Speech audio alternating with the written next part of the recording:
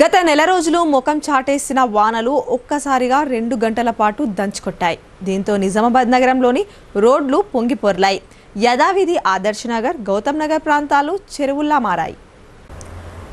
నగరంలో తెల్లవారుజాము నుంచి కురిసిన భారీ వర్షానికి లోతట్టు ప్రాంతాలు జలమయమయ్యాయి. జిల్లా పోలీస్ కార్యాలయం సమీపంలోని రైల్వే అండర్ బ్రిడ్జ్ వద్ద వరద నీటితో పూర్తిగా మూసుకుపోయింది. వాహనాల రాకపోకలకు అవకాశం లేకపోవడంతో వాహనదారులు ఇతర మార్గాలను ఎంచుకున్నారు.